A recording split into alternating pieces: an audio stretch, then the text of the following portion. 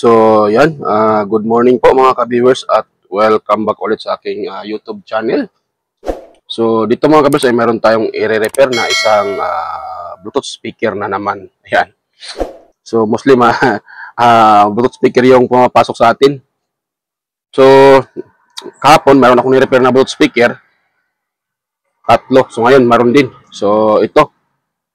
At hindi ko na na-vlog yung dalawa. Isa lang yung na-vlog ko mga ka-viewers. So, ngayon, meron naman ako i-repair itong speaker na to na ang problema ay ito siya. So ito pala mga ka-viewers ay sabi ng may-ari ay na-repair na ito ng unang technician no, unang na-repair nito dahil daw ay hindi na daw wala na daw power. So ang ginawa ng unang technician ay binaypass.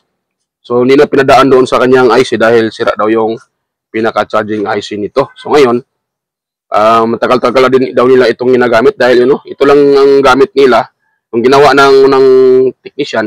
So naglagay siya ng wire at pinalabas. So ito naman ay meron itong USB connector. So yung pinaka nito USB, kaso na daw na ipit yung pinaka kaya USB na atak at ayun natanggal. So gagawin natin dito maglagay ako dito ng mga ka-viewers, charging input o yung pinaka type C na charging input dahil yung kanya na charging IC or kasi yung pinaka type C charging input ay yan tinapalan ng glue stick. Siguro ito ay sira na rin siguro. So tinapalan. So wala tayong magawa diyan dahil tinapalan. So dito tayo. So gagawin ko dito, itong binaypass nila. Dito din ako mag-tap ng ito. Yan. So ito ay na-open ko na pala mga ka-viewers dahil chinik up ko siya bago ko tingnan ko muna kung bakit nila binaypass. So totoo naman talaga na wala ng 5 volts na output or 4 volts yung pinaka-charging IC niya. Hindi na nagbibigay ng output. So hindi naman siya umiinit, hindi naman shorted. Ewan ko anong nangyari sa IC na yan, bakit hindi nagbigay ng output. So wala tayong magagawa dyan dahil maliliit yan na pyesa. So, gagawin natin dito, hanapan natin ng idea. So, tulad itong pinapakita ko sa inyo, ay maglagay tayo ng itong pinaka type C na to. So, itong ginawa ng unang nag-repair nito mga ka-viewers, para sa akin, tama naman din ito dahil binaypass nga niya, ito, binaypass niya, pero ang pinaka-baterya kasi nito ay mayroong BMS or Battery Management System. So, ibig sabihin yan, kahit i-bypass niya yan, okay lang yan mga ka-viewers dahil ang purpose naman ng BMS ay kinokontrol na yung voltahe na pumapasok at lumalabas galing sa baterya. So for example, may pumapasok dito na 5 volts. So pag na-full charge na yung baterya, automatic niyang kinakat yan para hindi ma-overcharge yung ating battery.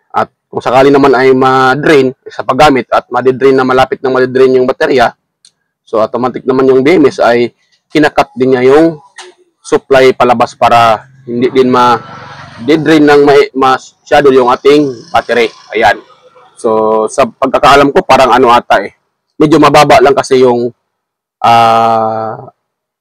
draining ang tawag dyan, yung pinaka nire-record ni BMS na ma-drain yung baterya. Ang pagkakaalam ko pag ganitong BMS, ito yung ginagamit yan, yung mga ganyang BMS, yan, yun yung BMS. So mostly, mga 1.5 volts or 2 volts. Kadalasan yan po ang iwan ko lang sa ibang BMS, pero pag mga ganitong BMS kasi, medyo mababa yung kanyang cut off. Yan. Pero, naman mga kabiyos, din naman siya. Okay din naman yung kanyang cut-off sa full charge dahil pag na-full charge niya yung baterya, pag na-detect niya na full charge niya, ay ikakat niya kaagad. So, ayan. So, para sa akin, tama, okay lang din to pag ganito mga viewers. Ayan. Kung nais nyo pong gayahin yung ganitong sistema na pag-shortcut, pwede. Basta kailangan yung baterya nyo na nire-repair nyo yung speaker ay mayroon siyang sariling BMS. Dahil mayroon kasi mga Bluetooth speaker na hindi nilagyan ng BMS ng manufacturer. So ibig kong sabihin, pag yan po ay binabypass nyo dito sa battery, yung katulad ng ginagawa nito. Ito, gumagawa din ako ng ganito dati. So kahit nga ngayon, pag mayroong BMS yung baterya, at okay pa yung BMS. So ginagawa ko din ganito mga ka-viewers. So para kasi sa akin, okay siya pag may BMS yung battery. Pero pag wala, huwag niyong i-bypass katulad nito dahil ang mangyayari kasi diyan, ma-overcharge yung ating baterya dahil wala nang magka-cut off sa kanya. At sa pagre-repair ko din mga ka-viewers, mayroon akong nakitang mga Bluetooth speaker na hindi na gumagamit ng IC or charging IC. So ang ginagamit nila is resistor at saka diode. Yan. So marami na din ako na-repair na ganun na walang IC, walang charging IC na nilalagay. Pero mostly, mga maliliit na Bluetooth speaker. Pag ganito na malalaki, so at mayroon talaga itong charging IC. Pero ang ganitong klaseng speaker, ang ginagamit nila na IC ay napakaliit. Ayan. So dito tayo mga kabis, tayo sa pag-ano nito. Ini-explain ko lang sandali yung about sa BMS para naman ay maliwanagan yung mga ating mga kapwa sa mga, lalo na sa mga gustong mag-DIY at mag-repair para alam din nila na paano gumagana yung may BMS o wala. So yan mga kabis. So dito tayo sa pagre-repair nito. So ito ay lagyan ko ng charging IC na type C. Ito na nga. Yan. So ang gagawin ko dito ako magbubutas. Yan, dito tayo maglagay ng pinaka-charging input. Yan, para hindi na ito hindi na ito maipit. Ito kasi yung mga ganito, pwede naman. Nga lang, depende na sa gumagamit yung may-ari. Kung yung may-ari ay parang walang pakialam sa kanilang speaker, ay bigla na lang hinahatak. Ito kasi pag mayroong ganito, dapat ay ginaganon siya. Yan, ginaganon pag hindi na ginagamit. Para hindi masyadong maglalawit yung wire at hindi sasabit doon kung saan man sasabit para hindi maputol yung pinakaulo nito. Ito kasi naputol yung ulo niya dahil sumabit daw ito sabi ng may-ari. Yun ang sabi nila. So kaya ang gagawin ko ngayon, yun na.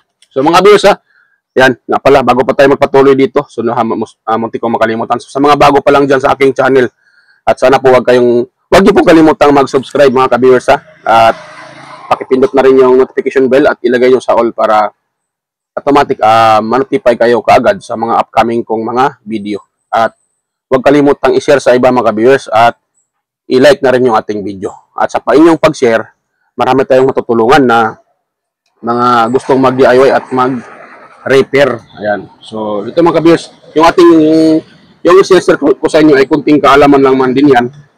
Hindi naman na yan gaano kalaki, pero sa tingin ko, makatulong yan sa mga gustong mag-DIY at mga gustong mag-repair or mga tinatawag na inspiring technician. Ayan. Dahil ako dati, mga ka-viewers, ganun din ako dati.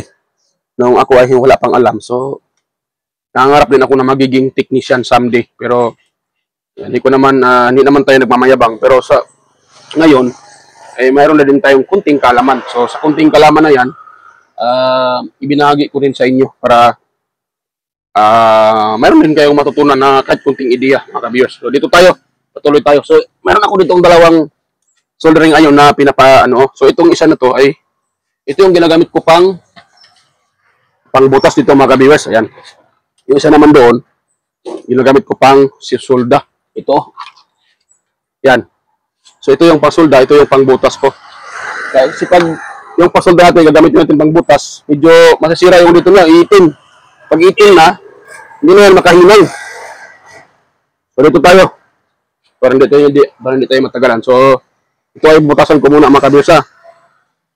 Yan, ganun lang natin dito. Wait lang muna, ilis natin. Baka matamaan yung board. So, dito. Yan. Yan, ganun lang natin.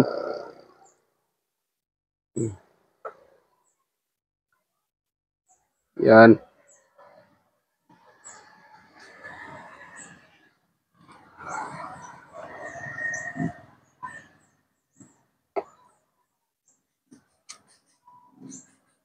Ayan, sa mga nagtanong pala kung paano i-wiring yung yung TP5100. So, sa next na video na ito, mamaya pagkatapos ito, paggawa ko ng video about sa TP5100 charging module. Ayan, ituturo ko sa inyo kung paano yung step by step na pag-wiring. Dahil yung upload ko kahapon, pasensya na po at hindi ko na pakita ng talaga.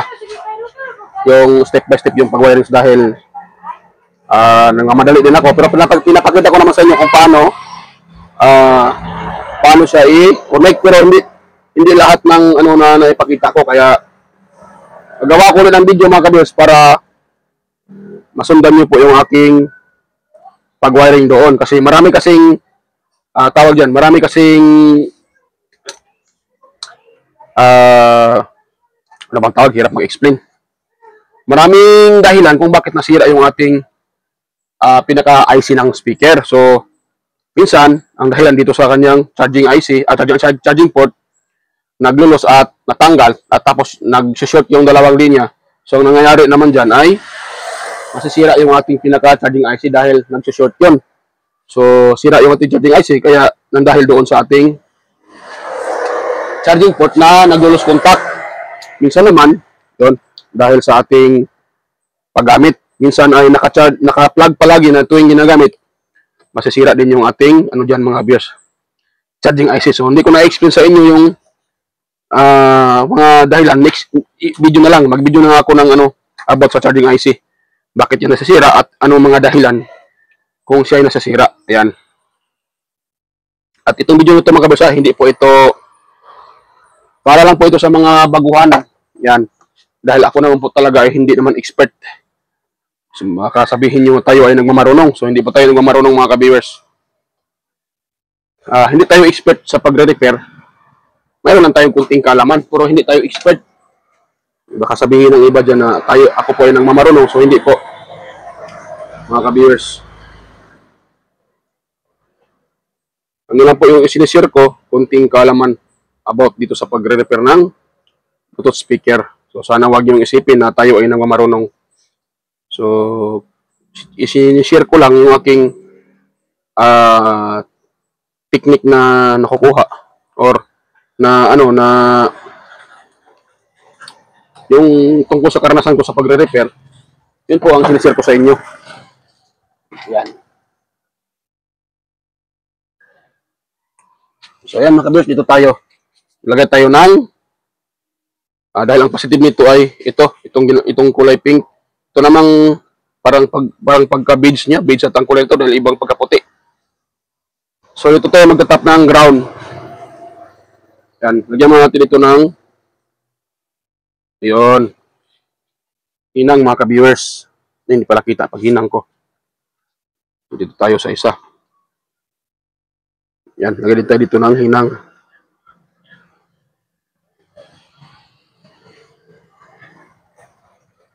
Yun. Ngayon, dito naman tayo maglagay ng solda sa ating ito. Itong charging port natin. Ay, pagguwang na, nahulog pa.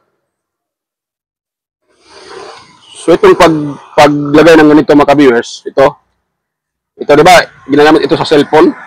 Yung ulo ng ating USB cord, yan. Pag kayo walang soldering iron, pwede ito. Pero, may pero. Ibig sabihin yan, hindi lahat pwede. Yun ang sinasabi ko, pag tingnan nyo muna yung battery, pag mayroon siyang board na maliit, yun po ang tinatawag na BMS. Ayan, pag may BMS yung pinaka-baterya, so pwede nyo i-direkta tulad nito. Pwede nyo i-bypass or i-direkta na kahit hindi nyo nalagyan, idaan sa IC. Kung sakaling sira yung IC. Yan. Pwede naman yun mga kabers, dahil yung IC naman ay yung pinaka-BMS ay din yan siya. Yun nga sinasabi ko ay yan po ay kinakat off din niya pag purchase na yung ating battery. Yan po ang dyan mga ka-viewers. Gamit sa BMS or Battery Management System. Tinatawag siyang Battery Management System, yun nga dahil minamanage niya yung battery, yung papasok na baterya at papasok na voltahe at palabas. Yan.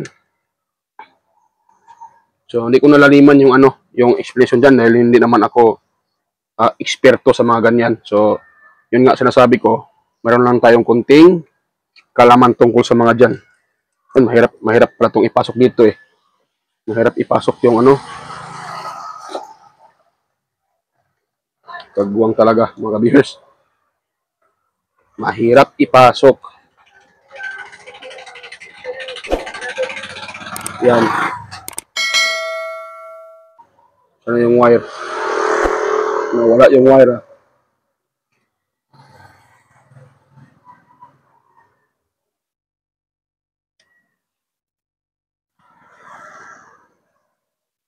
Yan. Lumabas uli. Kala ko pumasok na. Mga ka-viewers. Na. Limbarok na. Baka matagalan pa ako dito. Yan. Yun. Yun. Yan. So ngayon, dahil ipasok na, dito na naman tayo sa paglagay nito ng wire. Ayun.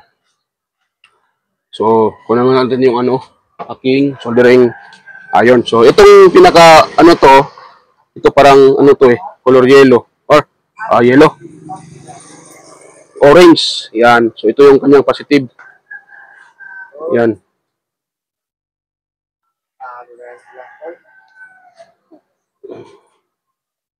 Yun, nalagay na mga ka-viewers. So, ngayon, dito naman tayo sa isa.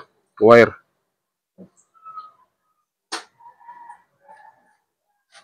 Yun. Yan. So, dahil nailagay na yan, kukuha tayo ng charging. Tawag dyan. Kukuha tayo ng charger. At siyang ipa-plug mga ka-viewers. Yan. So, yan. Ito yung aking charger. Dito. Yan. So, ngayon, try nating inputan ito ng, inputan natin ng, hindi ko na pinutol ito, kahit mahaba, ilagay lang sa ilalim yan. Yan. So, try nating inputan kung mayroong nilalabas na voltahe. Ayun, nag-power siya. Nung nilagay ko ito, dahil naka-on yung switch, nakita nyo kulay blue. Yan. Pero wala nang kulay red dahil nga, ayun o, please charge battery daw. Pag ito ay yan o. O, diba? Nagkukulay blue. Pag tinatanggal ko ito, mamamatay yan. Ayun o, namamatay. Namamatay. Tingin ko, lobat ang baterya nito Yan. Yan o. O, isalpak ulit. Nagkukulay blue. Yan. Tut mo daw. O, diba? Gumagana. So, ayan, low power. Narinig nyo mga viewers? Low power daw. Please charge battery. Ayan. Low power daw. So, please charge battery. Ang sabi ng Bluetooth speaker. Yan. So, klarong-klaro naman talaga na nagcha-charge dahil pag tatanggalin ko ito, mamamatay din naman yung kulay blue. Yan, kita nyo yung kulay blue na yan. Tanggalin ko siya. Tinanggal ko yung pinaka-charger. So, namatay yung kulay blue. Ngayon, pag ko ito uli, pag isalpak ko ito uli, magkukulay blue yan dahil naka-on yung switch. Tingnan nyo ha. Yan o. Nag-blue. Nilaw siya. Yan. So, yan. Ganun lang mga ka-viewers. Ganun lang kasimple. So, yun lang muna. Kargahan ko muna mga kabisa. Kargahan ko muna yung i-off ko muna. Kargahan ko muna yung yan. Nakamatay na dahil in-off ko yung switch. Yan o. So, yan. Kargahan ko muna. Balikan ko na lang kayo pag ito po ay nagkakarga na. Yan. So, at ko rin ito. Ilagay ko rin yung kanyang ito. Yan. At balikan ko na lang kayo pag ito ay mayroon ng karga mga kabiyos ha. So, stay tuned lang po mga kabiyos. Ayan. Dahil, pag ganito, hindi ito mag-play ng sounds dahil lobat pa. Na din talaga yung pinaka-battery. So, ayan. Balikan ko lang kayo mga kabiyos. Stay tuned lang po.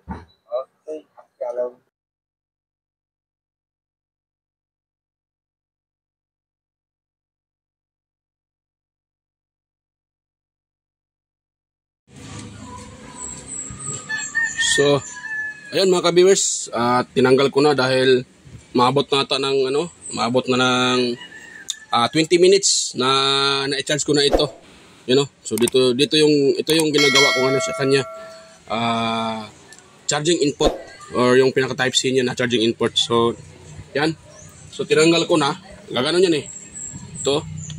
Yan, nakaganon yan ano. Yan. So tinanggal ko na dahil sa 20 minutes, so siguro nagkakarga na ito mga ka-viewers. Ayan. So ititest natin to mga ka-viewers. Yan. So atin na itong ititest at tingnan natin kung tumunog na ba ito. Dahil ang problema lang naman ito ay ito yung kanyang pinaka input dito, yung wire nahatak at naputol. So kaya nilagyan natin ito. So ito hindi ko pa nilagyan ng hindi ko pa nilagyan ng tornilyo. Ayan. So ganyan yung niya mga ka-viewers. Ayan. Kung nakita nyo kanina, yung wire nakalabas, nakalawit yung wire. Ngayon wala na. Dahil naglagay tayo, nahatak ko pa. So, madumi siya mga ka-viewers. Wait lang, linisan muna natin. At ito pala oh. Yan, ang dumi. Nang linis-linis ito. Yan, siguro nalinisan. So, linisan lang natin para matanggal yung alikabok. Yun. So, yan. So, atin na siyang i-test mga ka-viewers. Tignan natin kung nagkakarga nga ba ito. Yan. So, ngayon, iyon na natin itong pinaka-switch niya. Iyon natin mga ka-viewers ha. Yun. Ayun, Bluetooth mode daw. So, kita nyo, nagba-Bluetooth mode siya. At kung kina natin dito sa unahan, mayroon siyang display na Bluetooth. Yun. So, ngayon, i-FM natin. Tara natin i-test kung okay na siya. FM. Siya ko na ang musulti. Yun. Yan mga ka-viewers, siya daw musulti. Bluetooth mode. Yun. Siya daw musulti mga ka-viewers. So, wait lang. FM mode. Napay pasa ang akong braso sa yun. Sige na mong binirahay. Ano mga ka-viewers oh? Dili ko kining gitago kang Brian. Ayun. Bisag na asa balay, taas ang akong... Pero sino ito? Yan. Bisag init. Di kusa future ka ito. Pero dili gid ko Yan. Di siya nakakasagap ng mga ka-viewers. Di siya nakakasagap ng maraming channel. Kailangan pa itong i-search. Pero okay na. At least tumunog na mga ka-viewers. Yan. O, diba? Okay na mga ka-viewers. Baka makaano ta dito. Baka... Yan. Baka makaparet tayo dyan. Baka makaparet tayo sa ni Song Purana. So yan. Okay na mga ka-viewers. At gumana yung ating pagko-convert sa kanya ng nito. Itong pinaka-charging port. So kung nakita nyo, dinirekta ko lang naman yan dito mga ka-viewers. Dito. Yan. Nakadirekta yan sa baterya. So, yun na nga. Na-explain ko naman kanina na pwede lang yung ganitong setup pag yung baterya ay may BMS. Yan. At pinakita ko naman sa inyo ang BMS ng baterya na to. Yan. Kanina pinakita ko naman kung saan yung BMS. Pag may ganun yung inyong Bluetooth speaker, may BMS, so pwede nyo i-direkta yung wire galing sa ating input papunta sa battery mismo or sa may BMS. Yan. Pero, lang mga kabersa, ingat po sa, ingat, ano pang tawag dyan? Hindi lahat ng ganito setup ay applicable sa lahat. Dahil pag yung speaker, pag nakaseries yung battery, ibig sabihin ay, po yan mga kabers, 7.4. So, ibig sabihin, hindi gagana yung ganitong setup dahil yung setup natin ay pang lang yan, pang 5 volts. So, ngayon, pag nasira na yung IC kasi ay nagbibigay ng output na 8 volts galing sa ating IC dahil yung baterya niyan ay nagiging 7.4. So, hindi mo naman pwede inputan yung baterya ng 7.4 dahil hindi po yan magsa-charge. So, kailangan mataas pa kundi sa 7.4. Kaya, ang ginawa na manufacturer, naglagay siya ng IC na naglalabas ng 8 volts mga ka-viewers. So, yung 8 volts, yun po ang mag-charge doon sa baterya. Kung sakaling i-directa nyo yung katulad din yung nagawa ko, so hindi po yung applicable sa Bluetooth speaker na yung kanyang setup ay 8 volts yung output papuntang battery. So hindi po gagana yon mga kabers dahil 5 volts lang po yung output ng ating charger. So yung kasing naka-series 5 volts lang naman yung input, pero pagdaan ng IC at paglabas, so magiging 8 volts po yan. Yan. Kung sakaling sira yung IC nyo, so hindi nyo pwedeng idirekta. Kailangan yung palitan ng panibagong IC or lagyan nyo na ng, step down boost converter. Yan, yung step down, yung binababa yung voltahe. So kung, mali. Step up pala. Step up boost converter. Yan, dahil yung 5 volts, pag lagyan nyo ng step up boost converter, magiging 8 volts po siya. Or depende sa yung setup dahil may pihitan yun eh. Pag pinipihit nyo hanggang 8 volts, so 8 volts din yung ilalabas ng module na yun. Yun.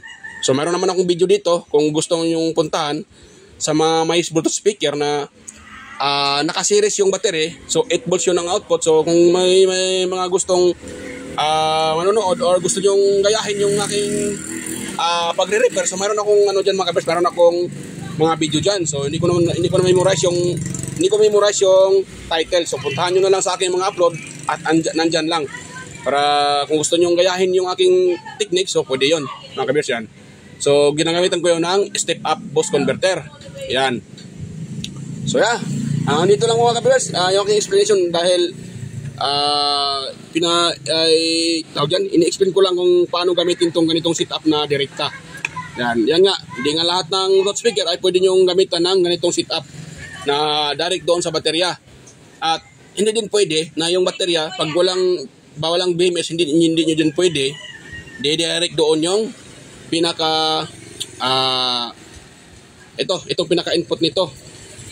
Pero kung mayroon naman siyang BMS, so pwede nyo gamitan ng direkta. Or sa madalas ito, pwede nyo i-direkta doon sa pinaka-battery. Dahil dumadaan pa man lang BMS. So wala nang upload ko kahapon, yung upload ko rin kahapon ay dinirekta ko nga yun doon sa pinaka-wire ng battery, pero tinanggal ko naman yung battery. Dahil yung repair ko kahapon ay na-repair ko na rin matagal na. So maabot na ng 1 taon. So dito naman yung may-ari, siya mismo ang nagsasabi na si totoo naman talaga na umabot na ng mahigit 1 taon. So yun, tumagal naman. Yun din ang problema doon. Natanggal din yung pinaka USB sa dulo ng wire. Kaya pinapa-repair sa uli at pinapalagyan ng battery. So yun lang mga viewers. Yan.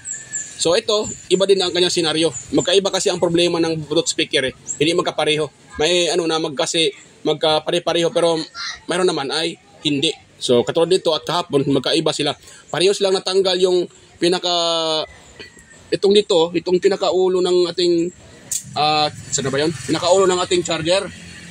Yung pinaka USB. Pero yung kahapon nakadirekta na, wala nang baterya. Ito naman mayroon pang battery.